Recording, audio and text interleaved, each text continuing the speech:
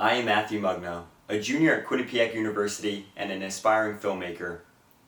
I decided to further my experience of sports journalism and filmmaking by working on a project that synthesized both disciplines. I had the privilege of interviewing former Quinnipiac Men's basketball star Jacob Rigoni. Jacob moved back to Australia shortly after the interview to continue pursuing his dream of playing basketball. Rigoni is a thoughtful young man.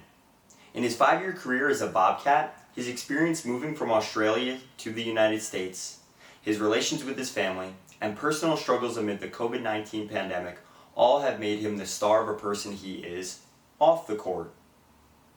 Thank you QBSN for helping me distribute my documentary feature, and thank you for sharing this experience with Jacob and I. I hope you enjoy.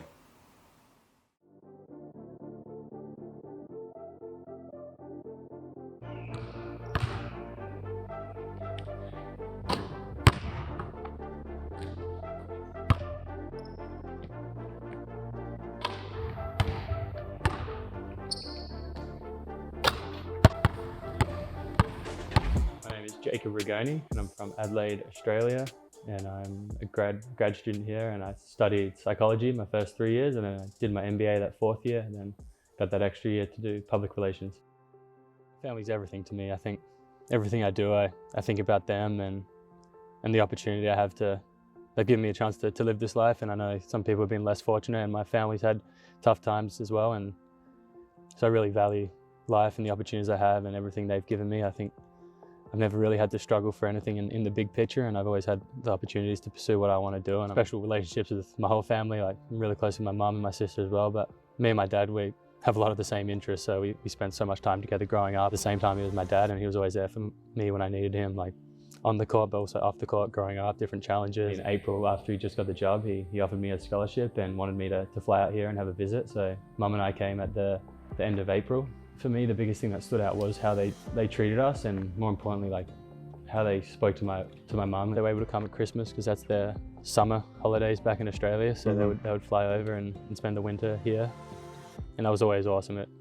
Playing well in those games it means a lot more to me because they sacrificed so much for me to get here, and kind of made me feel like it was all worthwhile to them as well. You hear about this coronavirus outside, but we probably didn't take it seriously enough for what it was. We left right away, we had our lunch, and then we got back on the bus back here, and Coach Dunleavy called me that night and said it's probably best for you to go home and get out of here because it's just going to get worse and worse. A couple of weeks go by and you realize this is really a long-term thing, and then probably 3 or 4 months going by and there's still no sign of return. It was really tough being at home because we didn't get any closure on that season at the end of my 3rd year and the work we put in. So it really took a long time to wrap my head around that, and it would probably put me in a little bit of a depression for a little while. I was probably struggling as a person as well at that time, like with mental health issues and things like that, and I'd probably always just like masked them and covering up by doing other things and like really investing in basketball and things like that. But it was a really good time for me to see who is really there for me and care about me, and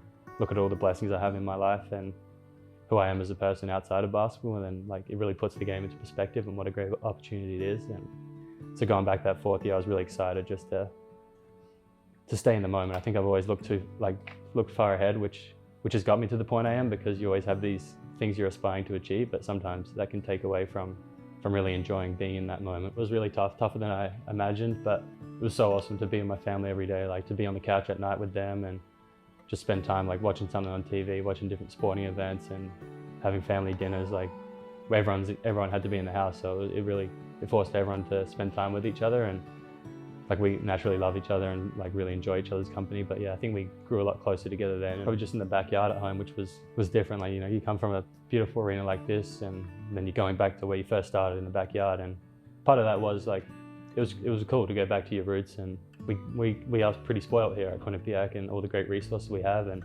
so you go back to just what you started with and you kind of build yourself up again. So it was good to sort of work on my game at that point, because no one else was able to train with each other with the virus going around. So all the gyms were shut, but I was lucky to hoop in the backyard, and Dad would always be willing to rebound and help out where he can. And it was a good time in my life as well, looking back on it. It was tough at points, but like it was really kind of molded me and really made me who I am going forward that next year. I always knew what I wanted. I had on my phone, my background, it was Quinnipiac no matter what, and that's what it was. So I came back for that 4th year, and really thankful I did. I'd always have questions the rest of my life if I never came back here. And my 3rd year I could have been a little bit more vocal, then I had that time at home to reflect, and I realized like that 4th year I really like had a lot of self-confidence in like who I am and what I stand for, and that I stand for the right things and I'm trying to help everyone else. So I was really confident in really expressing that vocally. Having them here on senior night and being able to see like the people in my life here and all the relationships I made and the support I get, it was pretty special for them, and especially for me. It's probably the most nervous I've been when they present me on senior night and you're kind of there talking about what you've achieved here and things like that. Like I'm really comfortable on the court, but when they're saying things like that, it really kind of hit home at the impact I've had on different people here. And yeah, it was really special to have my parents here. The MAC tournament this year would stand out, like having my family there and when the season's on the line, and I was able to perform in some big games. And like this year was up and down as well. We were the 11th seed by the end of it, and we knew who we had on the team and what we were capable of. But to come together and get those results at the end of the year was kind of showed that the belief in us was real. And the thing is that stands out the most is like the adversity I've been through, and then just the fact that like I'm still here today and still standing and still the person I am, and I'm really proud of that. And that's something, like I said, you'll carry the rest of your life, that no matter what is thrown at you, and it looks like it's going to be really tough to get out of, like there is always a way through it and a way around, and you lean on the people around you to do that. But like I think we don't realize how strong we are as people and what we can be capable of. Games, they come and go, and the statistics and different numbers you put up and things like that, they're not really what you think about. It's more the people you did it with, and that's been the best thing about me playing basketball, relationships I've had. As a person, I want to keep working on myself and understanding the importance of life and the people around you, and stay true to my values, and eventually, hopefully, have a family of my own and raise some awesome kids as well.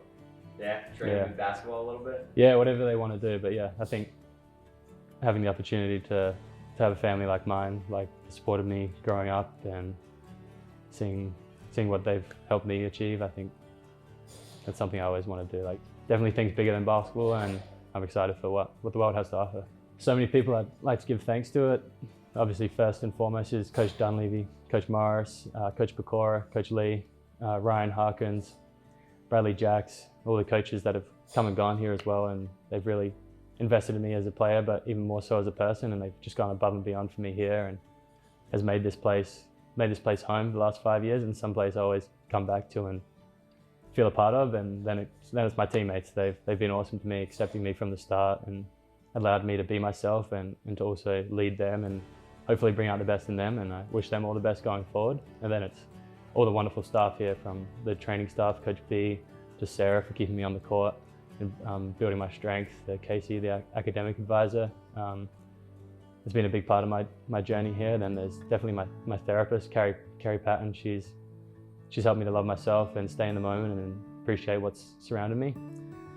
And then the Quinnipiac community, all the kids and professors and the people that I've met. It's been an awesome time, and I look forward to staying in touch with everyone. And then finally, just my family for believing in me and allowing me to go on this path and follow this journey. And I'm glad they'll be able to be a part of it, and look forward to spending more time with them. Awesome. All right. All right. That's it.